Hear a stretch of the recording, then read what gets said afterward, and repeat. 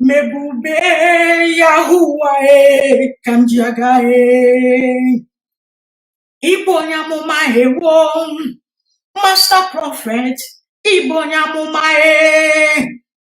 Ike Yahuwah Kijagae Ike Jatra Jomoe Amara Yahuwah Jindugie Ibonyamumae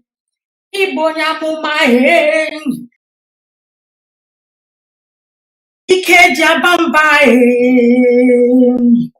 Abumonyamumae Amara Yahuwah Jindumo Abumonyamumae Ebube Yahuwah Kamjiagae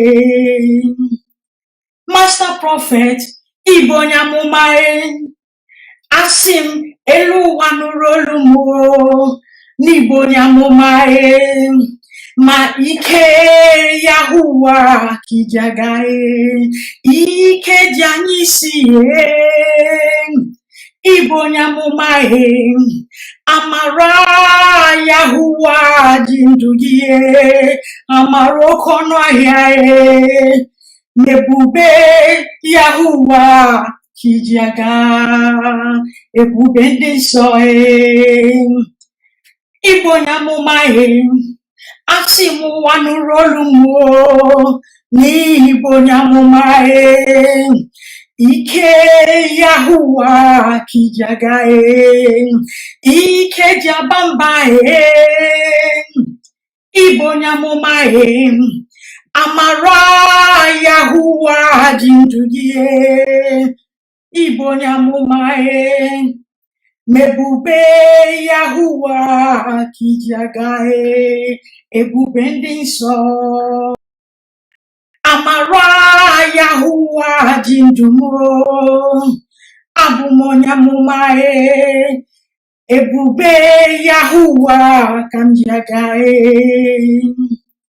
Master Prophet Ibonyamumae Asim Eluwanurolumo Nibonyamumae Ma ike Yahuwah Kijagae Ike Janisie Ibonyamumae Amara Yahuwah Jindugie Amarokono Ayae Nebube Yahuwah Kijaga Ebube ndị nsọ Ibonyamumae asị m ụwa nụrụ olu m n'ihi Ibonyamumae Ike Yahuwah Kijagae Ike Jabambae Ibonyamumae Amara Yahuwah Jindugie Ibonyamumae Mebube Yahuwah Kijagae Ebube ndị nsọ Abumonyamumae Asim Eluwanurolumo Nabumonyamumae Ike Yahuwah Kamjiagae Ike Jemengangae Abumonyamumae Mamara Yahuwah Jindumo Amarokono Ayae Abumonyamumae Mebube Yahuwah Kamjiaga Ibonyamuma Master Prophet Ibonyamumae Ma ike Yahuwah Kijagae Ike Chukwu okike Amara Yahuwah Jindugie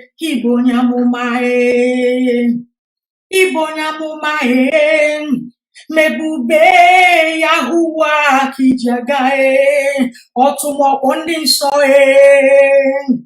Ibonyamumae Amara Yahuwah Jindugie Abumonyamumae Asim elu wanurolumo nabumonyamumae ike chukwokike kanjagae ike jachwajomoe abumonyamumae mamara yahuwa nani ya jindumo abumonyamumae mebube yahuwae kanjagae ibonyamumae won master prophet ibonyamumae ike yahuwa kijagae ike jachwajomoe amara yahuwa jindugie ibonyamumae ibonyamumae ebube yahuwa kijaga otumokpo ndị nsọ ibonyamumae ma ike yahuwa kijaga ibonyamumae abumonyamumae wo asim elu wanurolumo nabumonyamumae ma ike yahuwae kanjagae ike janyisi ewo abumonyamumae wo amara yahuwa jindungie ibonyamumae mebube chukwokike kijagae otumokpo ndị nsọ asị m ibonyamumae ike yahuwa kijagae abụ m onye n'ụwa onye ka mbụ n'ụwa abụ m onye master prophet nechere mechichoma abụ m onye n'ụwa onye ka mbụ n'ụwa abụ m onye amụma yahuwa nechere mechichoma abụ m onye n'ụwa onye ka mbụ n'ụwa abụ m onye master prophet nechere mechichoma abụ m onye n'ụwa onye ka mbụ n'ụwa abụ m onye master prophet nechere echichoma abụ m onye n'ụwa onye ka mbụ n'ụwa abụ m onye master prophet nechere mechichoma abụ m onye n'ụwa onye ka mbụ n'ụwa abụ m onye prophet ịbụ onye dị mma onye dị ukwuu onye buru amụma Biafra onye dị mma ịbụ onye dị mma ịbụ onye dị nsọ onye amụma yahuwa master prophet gọzie anyị gọzie Afra onye na-agwọ ọrịa onye dị mma master prophet onye dị mma master onye dị wo onye mere anyị ka anyị dị mma master prophet ịbụ onye dị mma onye dị onye buru amụma Biafra onye dị mma ịbụ onye dị mma ịbụ onye dị nsọ onye amụma ụwa master prophet gọzie anyị gọzie ala Biafra onye na-agwọ ọrịa onye dị mma Master Prophet, onye dị my master, onye dị ukwuu ewo, onye mere anyị ka anyị dị mma ma Prophet, ịbụ onye dị my, onye dị ukwuu, onye buru amụma Biafra, onye dị mma, onye dị mma, ịbụ onye dị nsọ, onye amụma Yahuwa, Master Prof, gọzie anyị, gọzie ala Biafra, onye na-agwọ ọrịa, onye dị mma, Master Prophet, dị mma, Master, onye dị ukwuu ewo, onye mere anyị ka anyị dị mma, Master Prophet.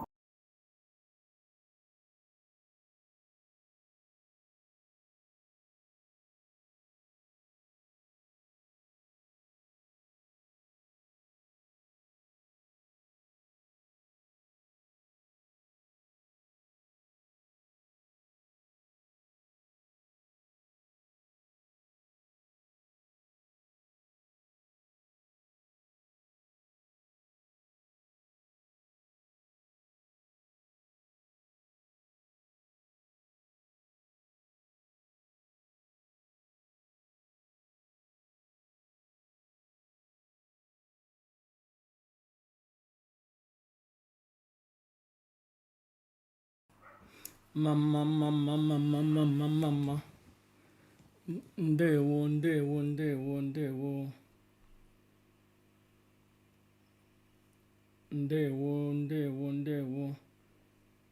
Today is the 28th of June 2026. This is the Master Prophet, Young Joshua Yawins, the awakening the one of the Biafran people, Biafran spiritual leader, the prophet and the founder of the new Igbo Biafran indigenous religion, Rufana. Ekelene mun ndewo no. Onwere achọrọ m ileba anya na the comments Madam Cancer na nwanyị Shipong mere. Mmadụ kwuo okwu, ana m eleba anya n'ihe onye hụ kwuru, nwee the intent, ghọta ihe onye hụ really ihe ọ chọrọ communicate. Ana m aghọta hidden sub messages. Enwere ihe a na-akpọ sub messages. Ana m aghọta ya. Na interview Mazi Uchechi na nwanyị Shipong, o nwere so many things nwanyị ihe kwuru. Till today, onye niile ghọtara ya.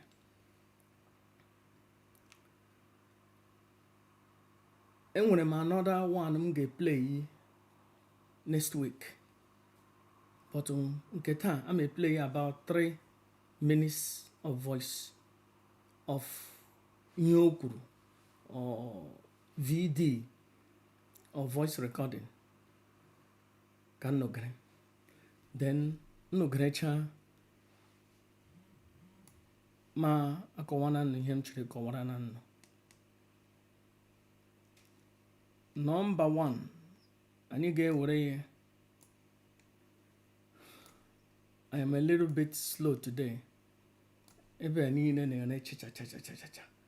Ohe m jije meghe ụzọ. But imeghe ụzọ, ụmụ nwa ante na ihe ndị ọzọ na-efebatachi n'ime ụlọ. So everywhere na-agbaghara aghara. Ka anyị gere ihe a. Show that kind of remorse and then acceptance.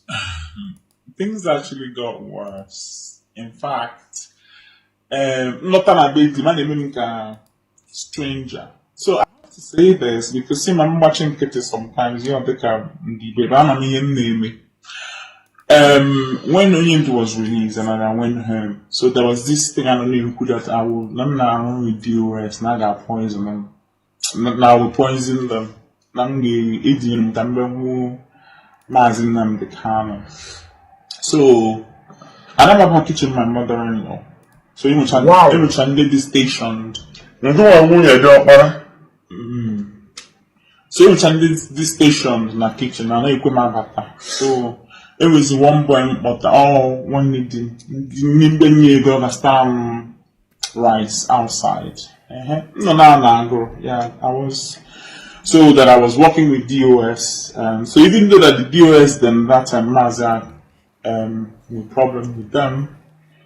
But that problem also stemmed from coming in. But it's the job for Yes. okay. So they supported by Sejofo to take over the case because Obeta was not delivering.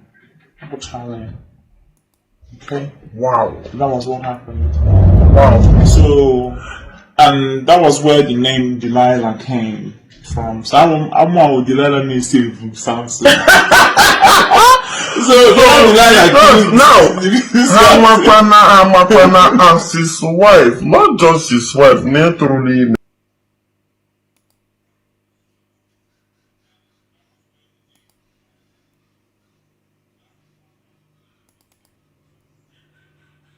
How did I show that kind of remorse and then acceptance?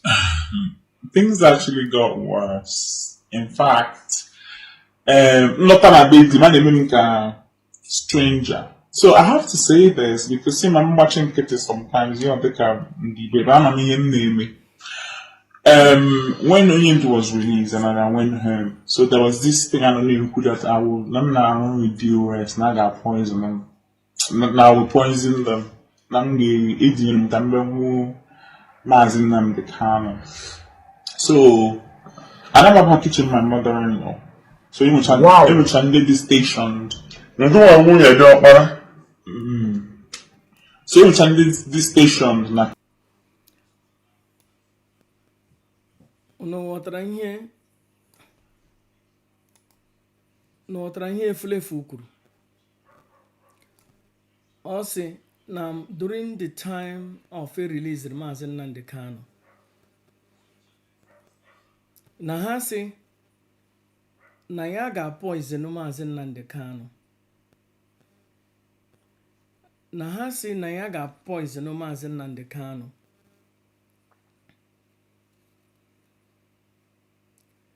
no ihe mere eji station ndị mmadụ on every side. Ya wụrụ na ha station no 20 people, they didn't do a good job. Ya wụrụ m aga m ekeep gị far away from Nnamdi Kanu. Ya wụrụ m aga m ekeep gị far away from Nnamdi Ezebiro. Aga m ekeep gị far away from the family. Because iwu onye na-arụ na ndị iro ọrụ. Nwaanyị na-ekwu okwu asif ma aka ya ọ dị ọcha. Na asị na ya ga-poison ha. Though 2 weeks ago, you are the one fighting with His Majesty, Her Majesty. Kanu Ntano Munne 2 weeks prior to that time, Edum Reginoche, Sumaga Whiteless. 2 weeks prior to that day, Ilotara na Faruku Ibeku, you were working with Imam Mezu Miomio. Now hijack the struggle. To na hasini ga poison ha. Oh, hasini ga poison ha. Gina share the crocodile tears. You were working with Ndiro. The next day, da mana jijiji. Kono apa ki ishigi. na-eme aka otu bịa dururu n'oche. The people na Faruku Ibeku were surprised na-ele gị onye awụghị onye iro ọ maka onye wuro n'oshishi kụọ gị n'isi that very day. Iwu onye iro, iwu onye agba arụpụ, gị na ndị iro na-arụkọ ọrụ, ọ gị na ehi ha aja n'ukwu. Na anaghị steshọn ndị mmadụ ha steshọn nọ arịha ole ya wụrụ m memeghe 100 ala kụba akpa gị utu ala kpọọkwa gị peg na ha steshọn. Iwu onye iro onwe onye amaghị iji bịa that very day. Ka anyị na-ege this useless nwụchụ Nnamdi Kanu hụrụ n'ụzọ gaburu. Ka anyị na-ege this useless idiot anụ mbamo baby mama Nnamdi Kanu. Ka anyị gere na-eje.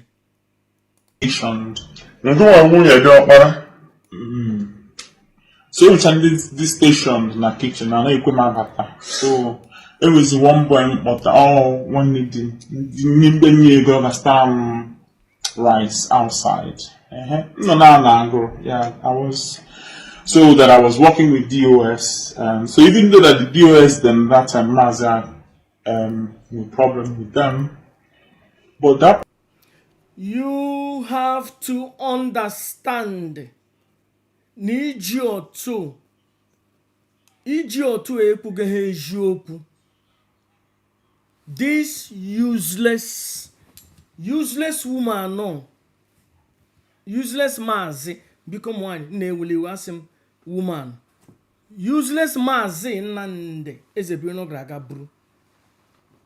Ọ sị na ya na-ese ndị mmadụ eje zụtara ya rice na eji. Biko nọ ka anyị leba anya. Ejene m n'ụlọ Nnamdi Kanu. Ụlọ ha buru ibu. Mmanya na mpaya dịka ebi ha ebe ala. I think so. But enwere ebe elu one section Nnamdi Kanu bi.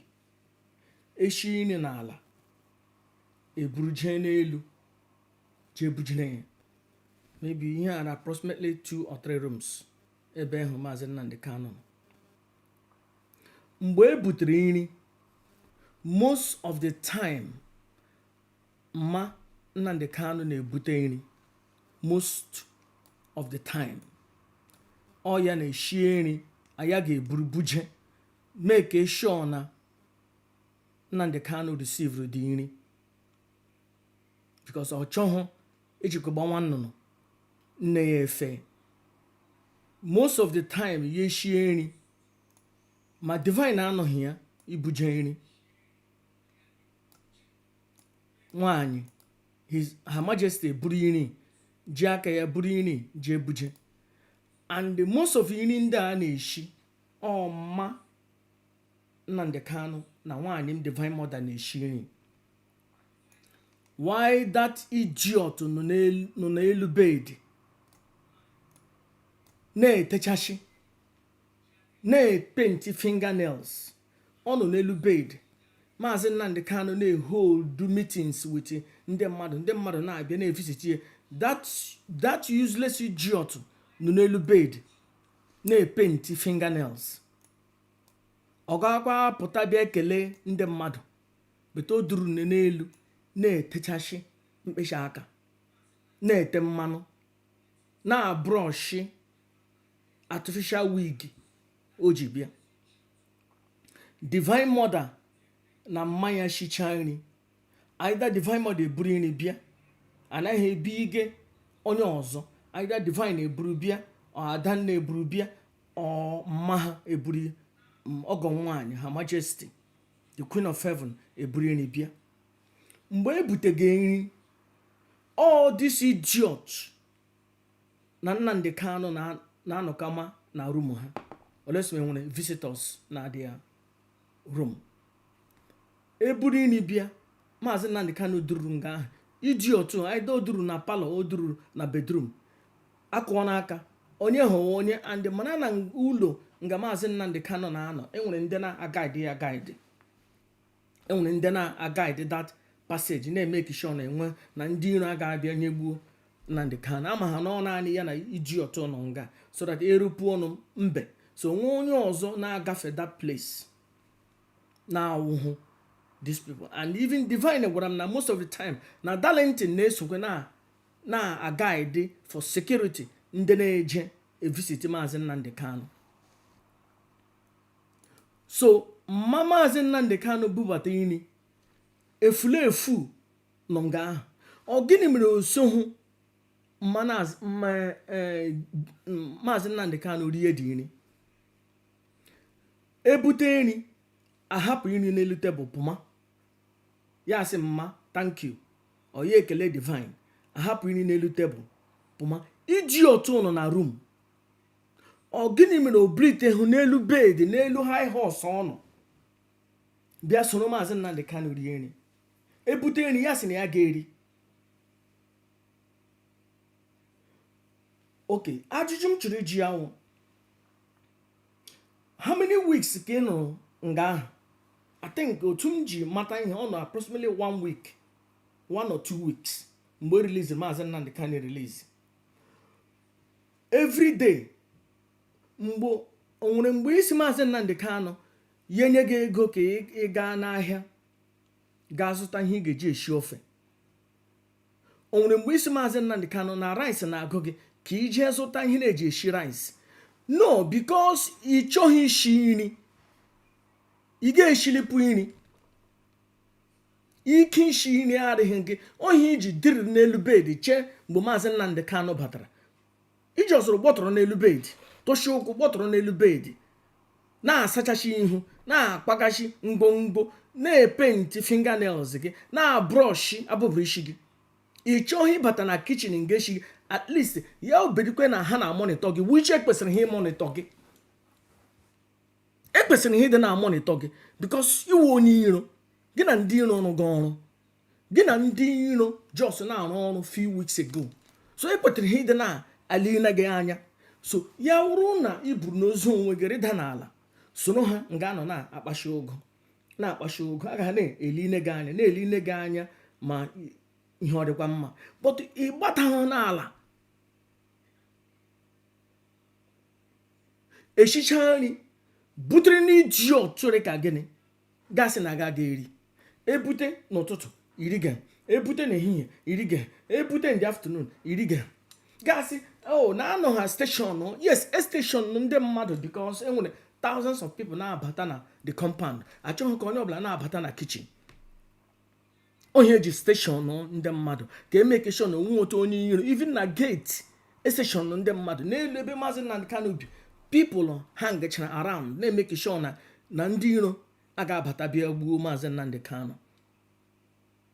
So onwere mgbe ị gbara Mazi Nnamdi Kanu na adịghị ama na echiri isi ofe adịghị ama na echiri isi ofe egusi na ihe agụga gị taa wụ ofe egusi ọ na ihe na-agụ gị taa wụ rice wụta anụ ewu wụta ụkwụ ewu wụta ke ọ mebi na ihe na-agụ gị taa wụ naanị abacha ọ mebi na ihe na-agụ gị taa wụ rice wụta mmanụ ele ihe na-akpọ mmanụ nkwụ a na-eji eshi rice ọ mebi ofe mmanụ na ihe na-agụ gị na Mazi Nnamdi Kanu nye gị ego ka ije je zụta.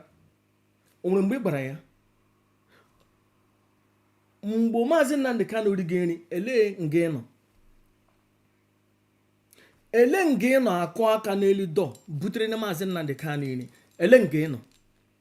So Mazi Nnamdi Kanu erigo nri richa ọ sịghị gị bịa rie onwe mgbe ọ sị gị Uchechi bịa rie nri onye chere ịgwa m na Nnamdi Kanu asị gị bịa rie nri ọkpọghọ gị n'ụtụtụ ọkpọghọ gị n'abalị ọkpọghọ gị n'ehihie day 1 day 2 day 3 day 4 day 5 till gaa nọchaa na afarụkwa ibeko iwu onye oshi iwu onye ọjọọ jọrọ njọ ọjọọ akpọrọ gị bịa rie nri ị chọghị iri because iwu onye ọjọọ ihe ewu ndị gbaga mgbe okpuru ọlarọngụ ịchọghị ka aka nshi baa gị n'ọnụ asịghịkwa m aka nshi na ibutere ha nshi but na ihe ọjọọ ala niile ịrụrụ ha ịchọghị ka ogoma gị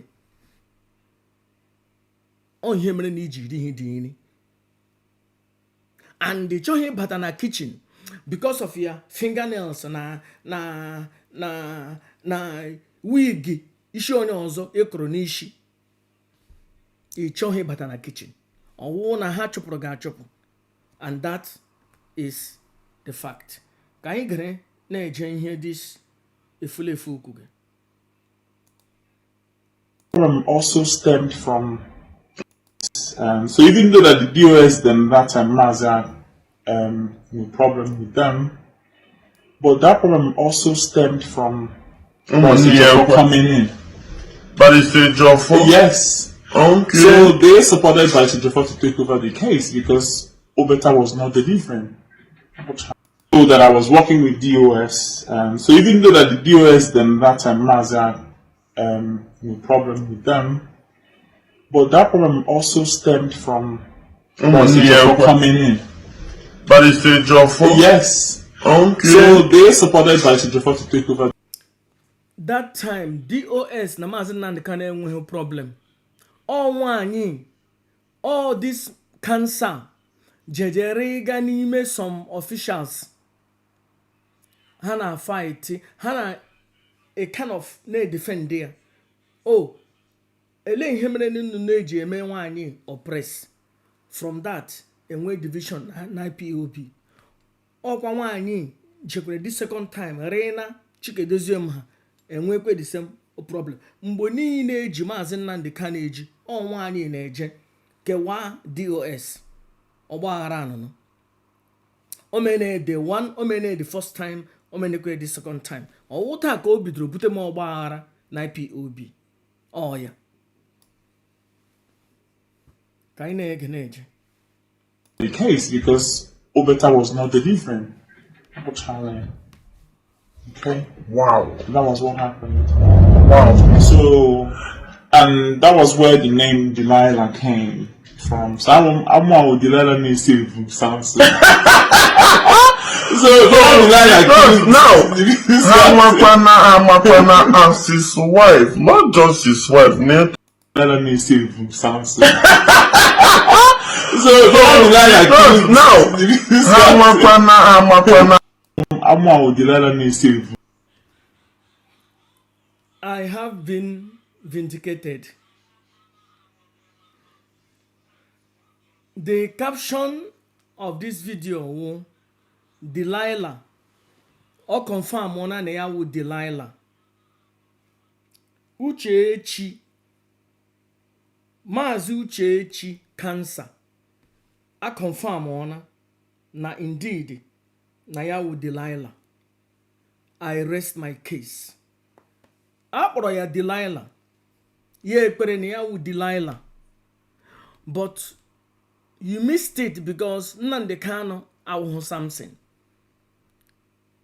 Truly, ni confirm ona na iwu Delilah, na iwu betrayer, na iwu sabo ntị ike, iwu onye iro, iwu onye agba arụpụ, iwu onye ọjọọ jọrọ njọ.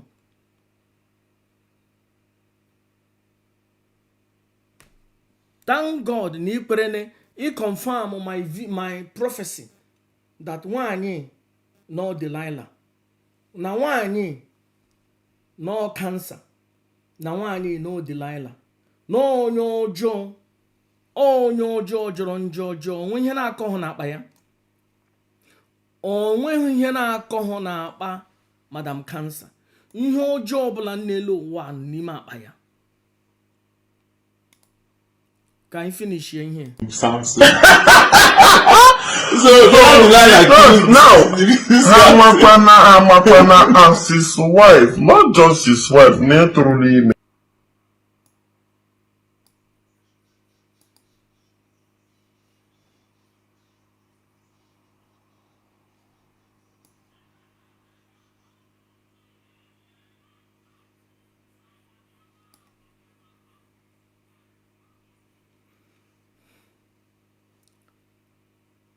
Today, I will respond to Madam Ishipong.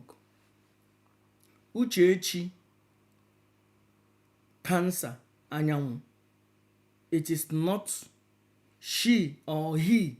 He is not a legitimate wife of the Supreme Commander of Indigenous People of Biafra. Because according to Uchechi cancer, Osina, the gods of the land reject their union. Osina, the gods of the land did not sanction their union.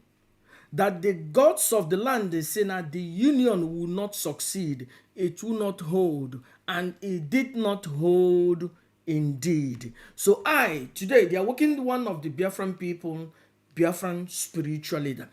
Today is 28th of June 2026. I am telling Uchechi that never use the name Nnamdi Kanu anymore, because you are not a legitimate wife of Nnamdi Ezebino, and refrain from telling people you are the wife of Nnamdi Kanu. If not, anyị ga-abịa na England bịa tiga akwụkwọ ka i prove ka i weta document prove na iwu nwanyị Nnamdi Kanu. You are not officially, according to Ordinala, iwu nwanyị Nnamdi Kanu, because the ịgba nkwụ did not hold, did not take place. Enweghị any document back regi na the next of kin. Enweghị any document back regi na the next of kin. That's why iji na-aga court proceeding na England. That's why iji na-eso Kanu nteje court na England. Onye mere Kanu nta jeme ya kpọrọ madam nne ya anya. Ajụọ ya onye ụkwanụ madam nne ya anya. Ya sị na madam nne ya anya wụ the head of the finance. Na ndị ya na ya akwụ wụ the members of IPOB, which they have proofs that they are the members of IPOB. But you will not go because you don't ga bilite ọtọ ọ gị kpụ ụkwara. A ga-ajụ gị sị gị onye ụkwara onye ị ga-asị ha na iwu baby mama. Ofe true na iwu Nnamdi Kanu's baby mama. But you are not a documented, legitimate, court-approved wife of Nnamdi Kanu, because ya wuru ni nwere document prove na iwu wife of Nnamdi Kanu. Ọ na-aga akpụchiene Kanu nta. Ọ na-aga atụkpu onye Kanu nta. Ọ na-aga atụkpu onye Emmanuel. Ọ na-aga ejene na Nigeria mụrụ nne nna je tụkpuo ya because na iwu the next of king, n'iwu the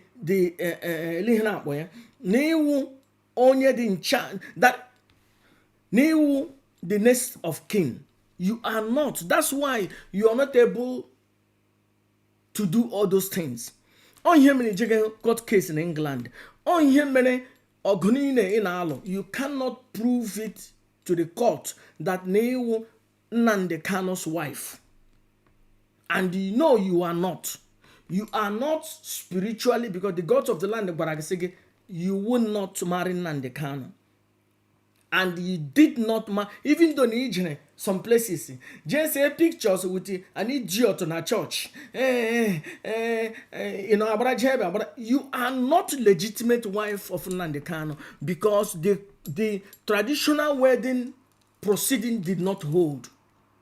And Nnamdi Kanu being a meek man, a man that is reasonable. Because the ihure is too much. Owunani agwaragina, the gods gwarage that they did not sanction the wedding. They did not approve it. As you could a divine mother that the gods did not approve the wedding. Yes, tie na abiazi ebe abiri me traditional wedding. Abia buru Nnamdi Kanu buru ye lariye. kụshashia ihe mebishia ihe chụkashicha ndị niile bịara ndị mmadụ alarie. So mgbe ha lariri buruzie Nnamdi Kanu buruzie Supreme Commander ọzi mgbe achọzi ha ịla asị hey elekwa na otu ị ga-eme na ihure emegbuone gị why ihure Nnamdi Kanu wụ the first person bịa ịlụ gịnị ọ chọghị ka ihe mere ihe before mee ya ọzọ. So ihe mere wụ mpa ya eji gwa mpa Nnamdi Kanu elekwa na otu na nwa ya na ihure ga-eme ya. Mpa Nnamdi Kanu ajịsị oke ngwanụ ka anyị ji ọsọ kpọrọ ya lama. Mgbo na according to ọdịnala ịgba nkwụ nwaanyị ya wụrụ na onye lụga nwa anọghị nga ahụ nwanne ya nwoke ga-abịa bịa represent ya eburu mmanya biga nwanne ya nwoke aṅụọ asị hey that is na enwe na onye mere ya approve into the family. Onwe onye ṅụrụ mmanya n'isi ya ejọs were ewu nụ nga ahụ gbuo rie domine na ha kpọrọ dis efulefu lama against the will of the gods of the land. Kpọrọ iji laa. From that day nsogbu from every side against Nnamdi Kanu. Ebe ọbụla otu n'aka ejiri. You have to understand Nnamdi Kanu enweghị ezumike na ndụ ya kamgbe o ji unite ya with this idiot. And nwaanyị na-agwa anyị na the next video m ga-play na ya wụ onye iwe ọkụ na ya nwere hot tempered na ya dị aggressive na ya na-anụ na ya na-ekpe ekpe na ya na-achaki achaki. Nwaanyị wụ komọkụ by mistake nwaanyị ga-ewere mma ma ịga di ya n'afọ ọkwanụ ya ewere mma gbubie Nnamdi Kanu utu ya gbubizie ya utu ọkanyụ because nye nwaanyị wụ Mazi Nnamdi Kanu pụma ụjọ na-atụ ya mebi ụjọ jiera nwaanyị mebi ụjọ ji kpọ nwaanyị mebi ụjọ jiera nwaanyị. Nnamdi Kanu bata n'ụlọ he has to explain every time ebe ọ jiri lekwa onye mụ na ya kwụ lekwa onye mụ na ya nọ ọ ga na-eshigharị ya n'ahụ na-eshigharị perfume na-eshigharị ya ebe ya eshie ya n'isi ya eshie ya n'obi ya eshie ya n'utu. One day nwaanyị ga-ewere mma gboo Nnamdi Kanu utu gbupụ ya utu because nwaanyị dị lekọta ahụ na-ama ya jijijiji jidekwenụ Nnamdi Kanu jisie ya ike jikwenụ ya love ojigeghị. Nnamdi Kanu pụọ ya na-eti hey ele nwaanyị kpọrọ taa ele nwaanyị gị na ya nọ ele ebe ị nọ ele ihe iji gbanyụ fon nwaanyị ga-eji agbanyụ na m fon nwaanyị ga-eji agbanyụ na m fon that means gị na nwaanyị nọ prove m na gị na nwaanyị anọ prove na gị na nwaanyị anọ otu one a na-akụwashi ihe ala abụrụ ọkụ. Chineke Chukwu jọsụrụ na separate Nnamdi Kanu from this efulefu because enweghịga Nnamdi Kanu mma n'afọ by the grace of God no maybe happen. I were mma gbubie Nnamdi Kanu utu ngo feeling na Nnamdi Kanu ejinara nwaanyị the grace of God now this things maybe happen. And Nnamdi Kanu nwaanyị were danger to Supreme Commander of the indigenous people of Biafra or a danger to IPOB or a danger to the life and the vision of Inwere nwaanyị will stay away from Nnamdi Kanu. Maka the gods of the land si ya ka ha atọ ya ajụ. The gods of the land si ya hapụ Nnamdi Kanu gwa ya otu ugboro gwa ya ugboro abụọ gwa ya ugboro atọ to the extent na ha ejinye lekwa uwe onye a na-agwa gị lekwa uwe ọ ga-asọ abịa ya bịa n'ụlọ gị chụpụ ya alụkwụla ya.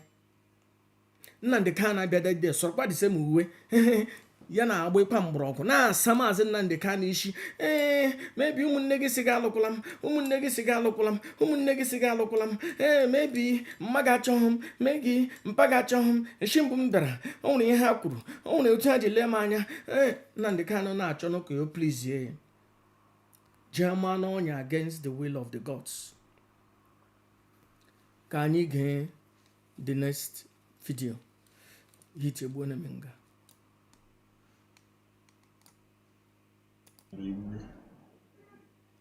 Regardless, should have told me. There's no place that I can't go. Someone has a number can't. Should have said something. And just as you said, due to sometimes I'm not born, sometimes I didn't like they agitated all the time. Most times they furious, which impacted on my health as well. So again, I thought this around this Monday. On the kind of subject. Did you hear? Nayana are agitated all the time. Most of the time, Nayana are furious. One is all Biko, Grenepeni again. Nayana are agitated all the time. And when he nandi menediama, oge shinin nande kano nishi, shie utinye mo jindiana wanye. Still obi ezumi ike shie pantin na ndị kana mo jejana nwanyị chekie mo nwere condom chekie mo nwere nwanyị ebo jerie ni na hotel or whatever elebi jerie ni irisho na nwanyị anụghị nga ahụ gị na nwanyị akwụ ọ sị na ya na-adị agitated chineke ọka anyị ụna ụmụ nwanyị biko nọ na-ewekwere na iwe gere na ihe nwanyị ibe nnukwuru gere na ihe nwanyị ibe nnukwuru Grenade ihe nwanyị ibe nnukwu gị.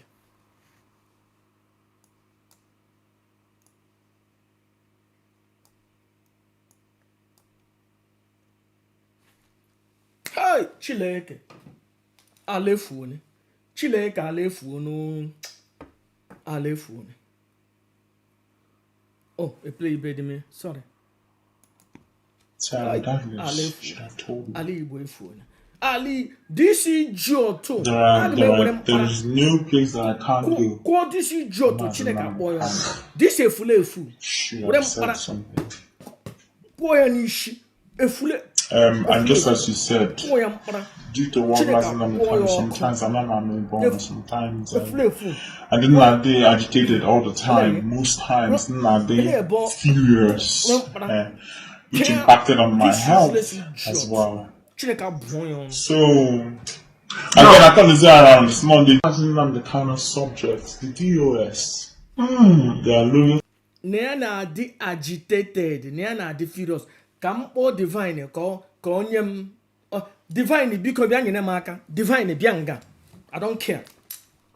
Divine Bianga. Gabianga, me would bupugish. That he cannot tag me, divine bia. Divine bia ma jogaju. Gabia me would ma bupugish. Canon tabiaconga me would ma bupugish. Unique ecoranam. Unotin Nikija Koranam in here, somebody say, Nana de furious or Nana de agitated. A low too, and I say, now one in a de furious, a bediano, now one in a de agitated, nebediano. In Nikik, I see him get Banyana unsobu, and I just Kowana Melin home meaning. Kowaya, a Kowaya na beke, in English, I see him get batana this mess, and when boom sige bata. But Elaine heal meaning na one is in the furious. Na one is in the agitated. Igele na AI, igele, iga kawana mia, na your mind, kawana mia. Agitated means feeling or showing strong nervous excitement, anxiousness, or emotional disturbance. It describes a state of inattention, worry, or restlessness that often manifests. What in here? Yeah, microphone. Because Kawana mia. I say give batana this mess. When mom say give batana this mess, this is Giotto. But I say give Yenene Maka Ngano Hana so yibo na so posho yibo. Kawana mihana or resle Chile or canyon. Hona mia because Agitated means feeling or showing strong nervous excitement, anxiousness, or emotional disturbance.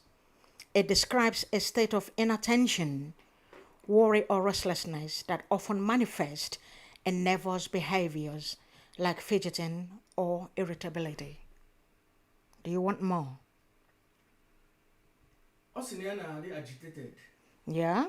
And the restlessness. Yes, feeling troubled, nervous, all or the time. upset. That means she cannot be pleased. Yeah, it implies being shaken up by disturbing news or situations. Yes. And then physical, actively set in motion, stirred, or physically shaken. For example, the wind might agitate the ocean, or a recipe might instruct you to agitate a mixture. So the common symptoms are anxious. This woman, the criteria of Odinheader in the Bible, a vicious wife. Elaine has either in the Bible about a vicious wife. Yes. Looks after your husband, takes care of the family, make sure there is peace and stability in your home. So only now a vicious wife, No, with the descriptions of the things you're saying, with a wife like this, nobody needs Okanyon. Divine and Guajima. Gun. Well, Chineke mene divine abia. If not, hey, on a canyon, the next day, canon and ebatamanulum. One thing you have to understand. And when you hear kuna here no chadre in a Bible, well, I won't have ha copy from the Egyptian Book of the Dead, or the book of Amenemope, this the 42 laws of Ma'at. 80% of here in the Bible, ha copy. As in a vicious wife, no ne take care of the husband, no ne move down, no ne jeopardy. But only now a vicious wife, and when him again please ye, Ezonaya motoke, yes, a natural motoke. Ezonaya this wig, ya sige no one wig goes up patrane, gas on a problem. Give ponies, ya say, now one lene ganya, gina pupu age, one you many high, in na trouble. Here, the kind of that woman. Can you gonna chaya?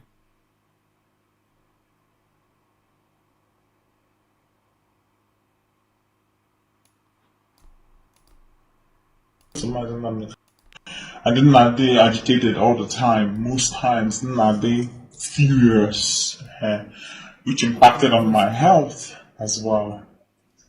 So, again, I thought this around this Monday, on the kind of subjects, the DOS. They are loyal to Madam Namdekano regardless. I'm thinking I'm about touch. Regardless what anybody says about it. I walk in the spirit. Regardless. I'm thinking I'm about touch. Again, I thought this around this Monday. The kind of subjects, the DOS. They are loyal to Madam Namdekano regardless. I'm thinking I'm about touch. Regardless what anybody says about it. I walk in the spirit, which impacted on my health as well. So, again, I thought this around. Should have said something. I'm just. Also, I walk in the spirit. Mbo spirit usually yoji. See it happen on the cano or get but also I walk in the spirit. I walk in the spirit. And those because of near one and an ezuike. Near was woken ike. Near an ezuike. Near one ye get a gabozo. Near one in agitated all the time. Now a combative wife. Woman, I must say wife, woman. Now here many no na ema affect health ya. Elo to game affect health go. Onye na ezuike mgbo niile ichejecha ihe maazị Nnamdi Kanu mere. Gịnị mere ị ga-eji ezu ike? Ezumike ọnụnụ na onye ọjọọ. Enweghị ezumike tu onye ọjọọ na onye uchu. enweghị ezumike. Ele otu ị ga-eji enwe ezumike otu ị na-emegharị na-achọgharị ndị iro Nnamdi Kanu ga ebe ọbụla enyere gị iwu highest bidder. Onye ọbụla nyere gị ego ga-adịna na ya. Onye ọbụla nyere gị ego ga-adịna na ya. Onye DOS nyere gị ego ga-adịna na ya against Mazi Nnamdi Kanu na-eri ụgbakọrọ otele gị na-enye ha information na compromise Mazi Nnamdi Kanu. Ele otu ihe obi gị ga-eji ezu ike. Iwe onye ọjọọ, iwe onye ụchụ. As you said, due to what Mazi Nnamdi Kanu, sometimes I'm not born, sometimes I didn't not they agitated all the time. Most times not they furious, which impacted on my health as well.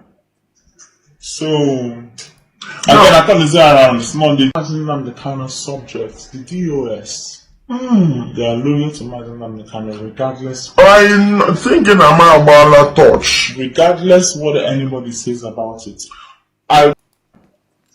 So again, I thought this around this Monday. Mazi Nnamdi Kanu subject, the DOS. They are loyal to Mazi Nnamdi Kanu regardless. I'm thinking I'm about a touch. Regardless what anybody says about it. I walk in the spirit. So you confirm DOS Mazi Nnamdi Kanu subject. Okay. Enwenenu or the old DOS ka ọ na-ekwu. But olile ihe merezi na ha si na ha emere overthrow Mazi Nnamdi Kanu ọ na ha chọrọ Mazi Nnamdi Kanu from IPOB. But gane ihe ọzọ nwaanyị Shipong jụrụ ya ajụjụ. DOS ha dị loyal to Mazi Nnamdi Kanu. DOS ha chịrị iwepụ Mazi Nnamdi Kanu. That idiot azaghị ndị ajụjụ. Ya sị na Mazi Nnamdi Kanu mana anụwo akwụ nwa ya ụgwọ. Ajụrụ gị simple ajụjụ. DOS ha dị loyal to Mazi Nnamdi Kanu. DOS ha chịrị iwepụ Mazi Nnamdi Kanu. Ọzahụ dị ajụjụ and granting all this why ihe ọ na-akpọ ya Mazi Nnamdi Kanu ọsị mgbe o si di m because di anụ ihe n'obi. O nweghị mgbe di nụ ya n'obi ihe ọ na-ekwu Mazi Nnamdi Kanu Mazi Nnamdi Kanu Mazi Nnamdi Kanu onwe mgbe o referere na as di m because n'obi ye nwaanyị alụchana. Ọ sị ya wụrụ na Kanu nta gwara ya mgbe e nwere nsogbu na enweghị ihe na-anaghị emere na Mazi Nnamdi Kanu. Onye according to you for over 1 year gịnị ebighị n'ụlọ. Gịnị ebighị n'ụlọ kamgbe over 3 months 1 year gịnị ebighị n'ụlọ ịchụpụrụ ya n'ụlọ. So gaa nụzie na o nwere nsogbu makapụtazie because ifili na ga-egbu ya ka ị makapụta bịa dọọ next of kin warasị aha ga anọhụ n'akwụkwọ as next of kin. Aha ga anọhụ n'akwụkwọ as wife of Nnamdi Kanu. Ịlụghị ya na Nigeria, ịlụghị ya na Biafran land, ịlụghị ya na ala bekee. Enweghị dọkụmentị, enweghị na kọtụ, enweghị na ọdịnala, enweghị na omenala, enweghị ebe ịkwụhụ n'elu, ịkwụhụ n'ala. Ihe iwu baby mama. So ị nweghị right to speak for Nnamdi Kanu. Ị nweghị right to speak as Nnamdi Kanu's wife. Ị nweghị right to speak for IPOB because ihe iwu nwaanyị mụtara na Nnamdi Kanu nwa. You have no other right. You are not the next of king. The next of king Nnamdi Kanu ọpananya nke toro eto biko England. Ọ ya wụ the next of king. Ọwụ gị even oruhu na nwa gị. Because the Nnamdi Kanu nwere a grown up son. Ọ ya wụ the legitimate next of king. The legitimate nwaanyị never parade. Onye ọbụla akpọga nwaanyị Uchechi Kanu, you are useless. Ọwụhụ Uchechi Kanu because onweghị document prove na Kanu. Nwaanyị has no document proving na ya wụ Kanu. Onweghị according to the gods of the land. Onweghị n'ịgba nkwụ nwaanyị agbahụ nkwụ n'isi ya. Ha jọsụrụ nye ha ego kpụrụ efulefu lama. Emeghị ihe ego n'isi ya. Alụghị ya alụ according to Chineke alụ nwaanyị n'ala Igbo. N'England obi as a single mama. Ya nara ego from ndị home office ka ele ihe na-akpọ ya na from the government as nwaanyị bi naanị ya ya anara ego from Maazị Nnamdi Kanu, ya anara ego from Chike ya anara ego from Kanu Nta, ya anara ego from Nnenne ya anya, ya anara ego from White Council. Ebe ọbụla ebutere ego ya anara Simon Ikpa, ya nana Nele Ofe Egbu, ya anara ụmụ nwaanyị highway, nwaanyị na-agbagharị left and right na-anakacha ego na-anakatacha ego. Nwaanyị iwu onye agbata eke. Onye ọbụla na-enye nwaanyị ego, you are useless because she has nothing to do with Nnamdi Kanu. Spiritually, physically,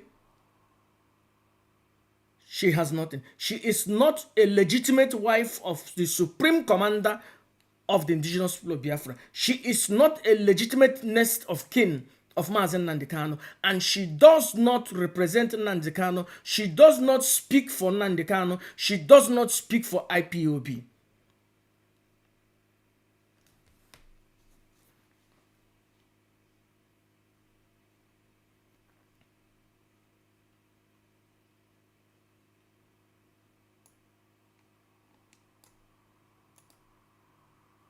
That the DOS are 100% loyal to Mazi Nnamdi If they're Kanu. against my spirit. So you confirm that the DOS are 100% loyal to Mazi Nnamdi If they're Kanu. against Mazi Nnamdi Kanu. They are not planning to remove Mazi Nnamdi Kanu from. Why would they remove Mazi Nnamdi Kanu when Mazi Nnamdi Kanu's son's school fees was stopped? Planning to remove Mazi Nnamdi Kanu from. Why would they remove Mazi Nnamdi Kanu when Mazi Nnamdi Kanu's son's Ajụjụ, are you telling me, Madam Ishipong Najia, are you telling me that DOS is 100% with Mazi Nnamdi Kanu? Yes, DOS are loyal. Are you telling me that DOS are not trying to remove Mazi Nnamdi Kanu? Mazi Nnamdi Kanu knows that his son's school fees were stopped. Neotra. Ele ihe mere na DOS are loyal to Mazi Nnamdi Kanu. Yes, na DOS the loyal to Mazi Nnamdi Kanu. If they are not loyal, I will know. Yeah, Joe, see, the DOS, are they trying to remove Mazi Nnamdi Kanu? Yes, how would they remove Mazi Nnamdi Kanu? Mazi Nnamdi Kanu knows that his son's school fees has been stopped. Ọza ajụjụ ajụrụ ya because ọ ma nkata ha na-akpa with DOS ka achụpụ Nnamdi Kanu. Ihe niile nụ ya n'isi iwu ka a na-eburu ego na-enye maka nwa ya. Ihe mere mgbe ọbụla ọ pụtara ya sị my health nna bikem my health nna bikem my health nna bikem my health nna bikem my health. Otu na oji egwu ndị mmadụ wayo. Obi England a na-akwụ ụgwọ skuulu ụmụaka na England. Ụmụaka m abụọ bi Germany akwụ m ụgwọ skuulu for one day. Olesi kwa ukwu jege university ewete documents shim na m wete my pay slip ma ewete enwere ha quota. Onye na-eme above 4,000 or onye na-eme above 3,000 euros every month. Lekwe the amount ọ ga-akwụ. Onye nwere higher ga-akwụ ụgwọ. Onye nwere between 3,000 every month a ga-akwụ ụgwọ.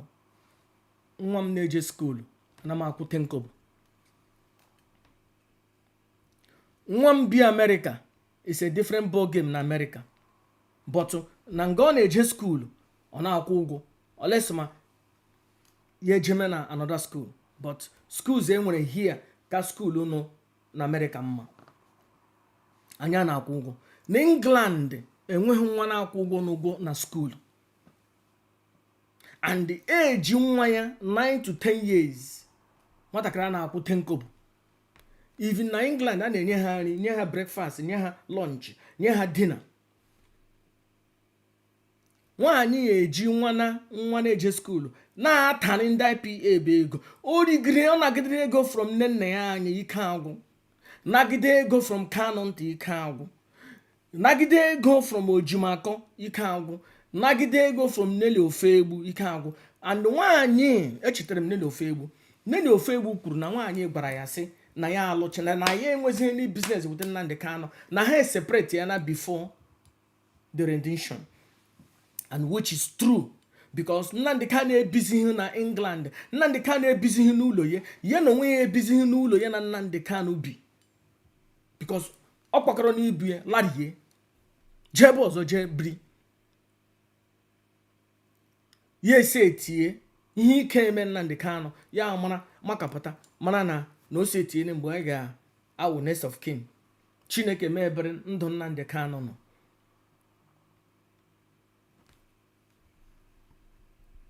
Gbanụ nwaanyị ya hapụ Nnamdi Kanu aka. She is not a legitimate wife of Nnamdi Kanu, according to the gods of the land, and according to her, that the traditional wedding did not hold. Not my word, her word, and the gods. US. They are loyal to Mazi Nnamdi Kanu regardless. I'm thinking I'm about a touch. Regardless. Regardless, she should have told me. There is no place that I can't go for Mazi Nnamdi Kanu. Should have said something. And just as you said, due to what Mazi Nnamdi Kanu, sometimes I'm not born, sometimes I didn't have they agitated all the time. Most times, didn't have they furious, which impacted on my health as well.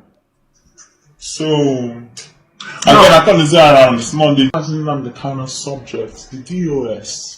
They are loyal to Mazi Nnamdi Kanu regardless. I'm thinking I'm about a touch. Regardless what anybody says all the time, most times, are they furious, which impacted on my health as well.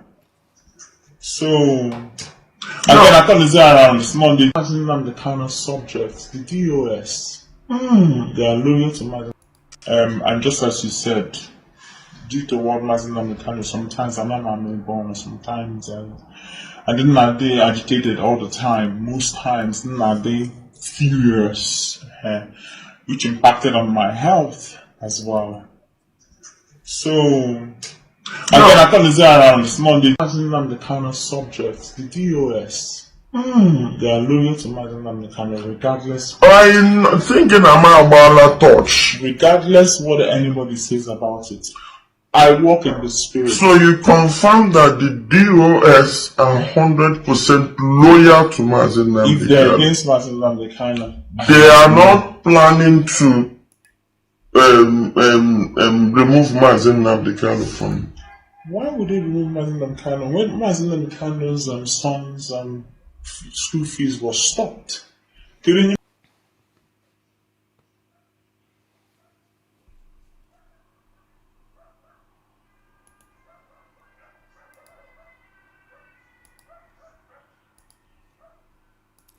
There is no need continue this thing.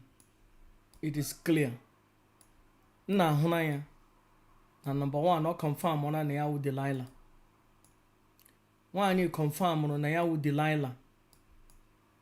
And one confirm na ya wu Oniyuno. Because I plan on he remove Nnamdi Kanu. Onye ji na aju ya ajụjụ. It is sure na ndị DOS achọghị ka ewepụ Nnamdi Kanu. Ọzọ ahụ dị ajụjụ. It is sure na ha dị loyal to Mazi Nnamdi Kanu. Ọzọ ahụ dị ajụjụ. Ihe o kwuru, ihe dị ya mkpa wee ego Nnabuikem. The only thing ịnụ ya n'obi wee ego Nnabuikem.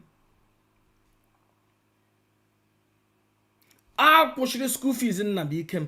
Jụọ this idiot. Ele school Nnabuikem na-aga na England. Ka eje jụọ the social welfare onye na-akwụ ụgwọ school. Ndị bi England jee jụọ na anyị nwaanyị na school nwa ya na jee jụọ nwaanyị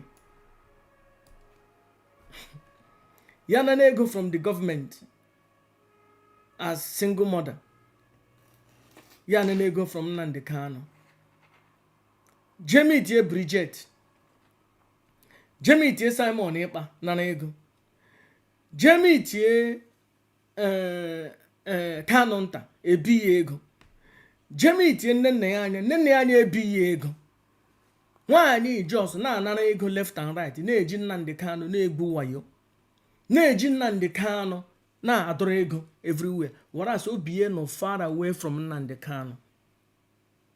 Whereas ya wu ihe mere Nnamdi Kanu, ya wu nsogbu ọbụla Nnamdi Kanu bara, because ya bidoro dị nsogbu, ya rịna with ndị iro, ya na-pressurize ndị iro na-agba mgbọrọgwụ, ndị iro na-ekpechiri against Nnamdi Kanu. ya wu onye isi ndị ọkọtọkọ n'ọnụ, ya wu onye isi ndị sabo. Ọ sị na ya na-adị furious,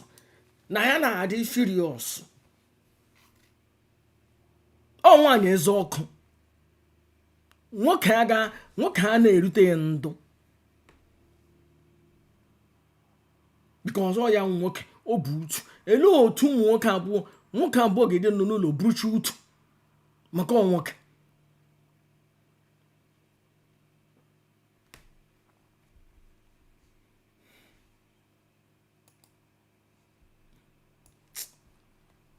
The hair is too hot. I have to end this video.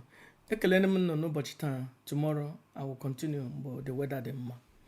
So nwaanyị ejila ọnụ ya kwuo na ya na-adị furious, na ya dị combative, no a combative woman. Nwaanyị ejila ọnụ ya confirm na ya wụ Delilah. Nwaanyị ejila ọnụ ya confirm na DOS chọrọ remove Mazi Nnamdi Kanu, because mgbe a jụrụ ya ajụjụ ọsaghị dị ajụjụ, ihe dị mkpa wee ego na bikem.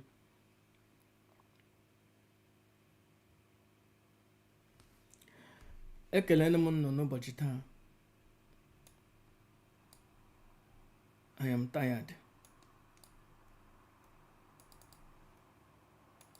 Friends, Igbo onye dị onye dị ukwuu, onye buru amụma Biafra, onye dị mma, Igbo onye dị mma, Igbo onye dị nsọ,